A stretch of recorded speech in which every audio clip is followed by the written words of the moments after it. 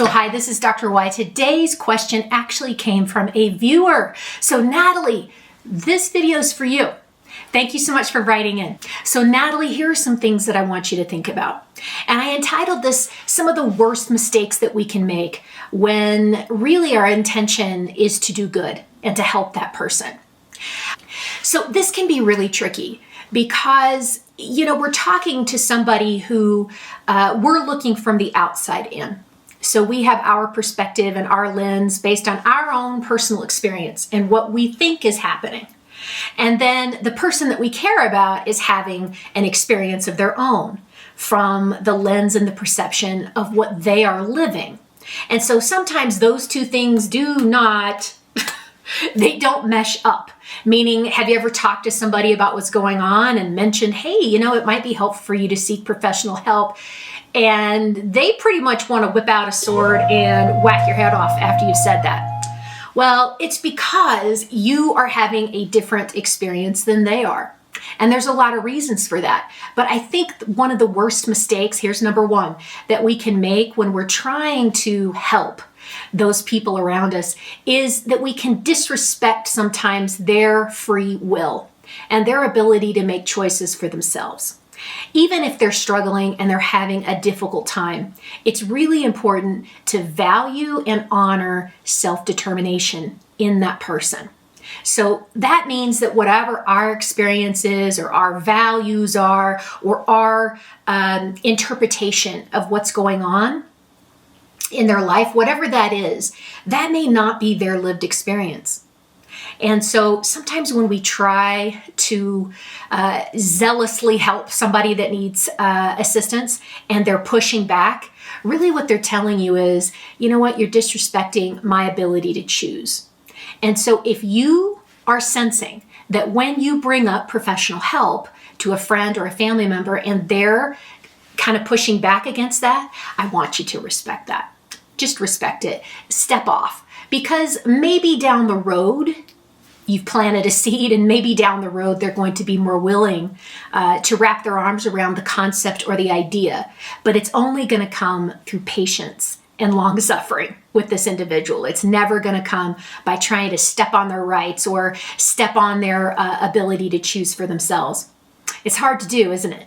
And I totally get that. As a clinician for a couple of decades, I can't tell you how many situations that I've sat in on, and I can look and assess and diagnose the situation within a very short period of time because that's what I'm trained to do.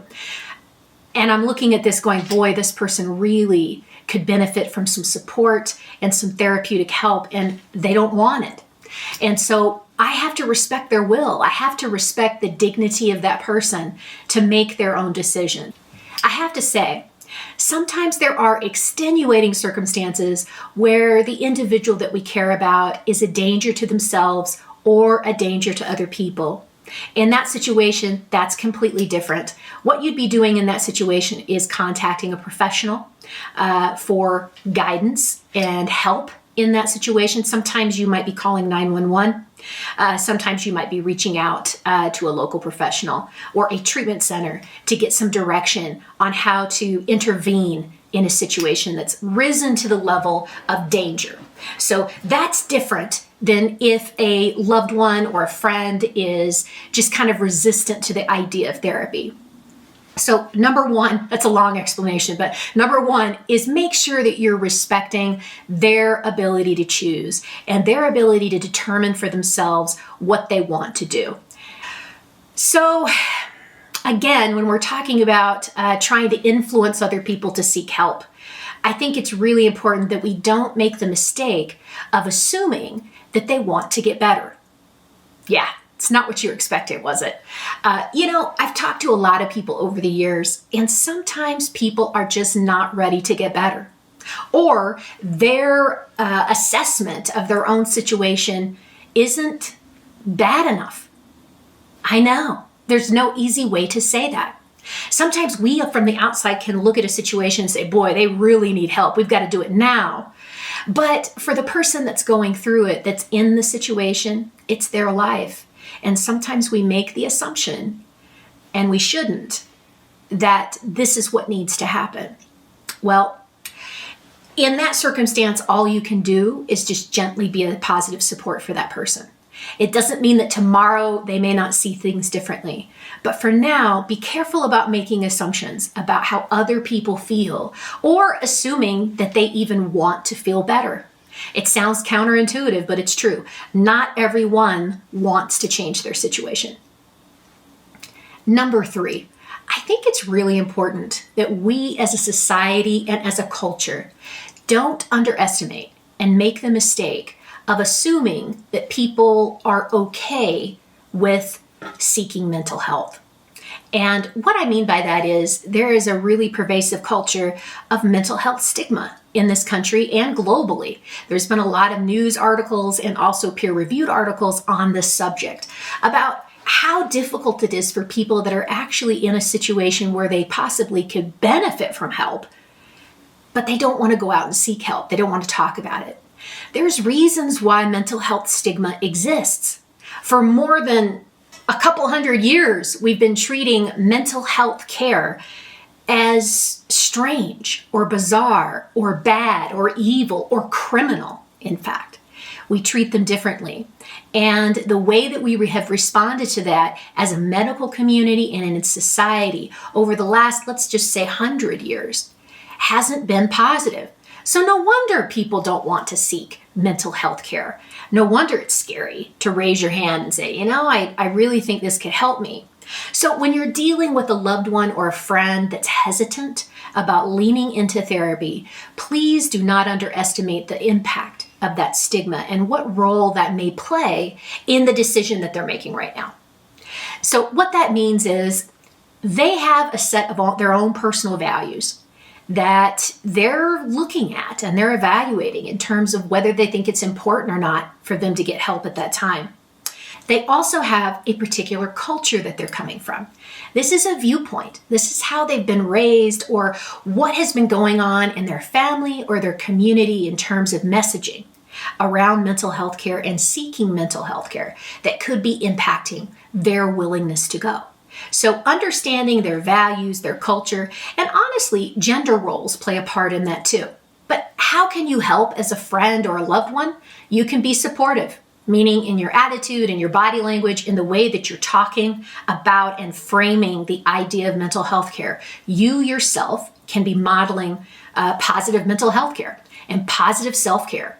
And through that, honestly, you modeling that for other people, I think it sends a greater message than anything else that we can do. Because the truth is, we're learning and picking up on that messaging from our family and our friends, our communities, and the people that are within our close circle. That's it. So what we've got to do is individually, we've got to start to shift the way we're talking about mental health care in our families, in our communities, in our workplaces, in our schools. That's how we change that dialogue, one person at a time. Finally, one of the mistakes that we can make when we're really trying to do something good for somebody that we care about, but it winds up being a slippery slope, is when we try to save them by debating with them or arguing with them.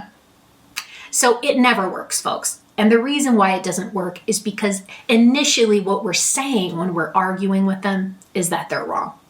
I'm right, you're wrong. Even though you can't see it, I'm still the person that you need to be listening to. I'm the authority on your life. Yeah, it's never going to go well. We're going to be like, crash and burn every single time we take that approach, okay? So try not to save other people. I know it comes from a place of wanting to help, but really we can slide into that place of enabling. And what that means is you have to be careful about working someone else's mental health care plan harder than they are. Yeah. So we've got to come at it from a strengths perspective. And what that means is, first of all, I have to look at what I'm saying and how I'm treating that individual, my body language, my words, and how I'm making that person feel. We want them to feel good about themselves and feel empowered to make good healthcare decisions. But I don't want to step on their toes. What's going to happen is they're going to be defensive. They're going to shut down, and then you have lost the ability to influence any positive change in their life at all.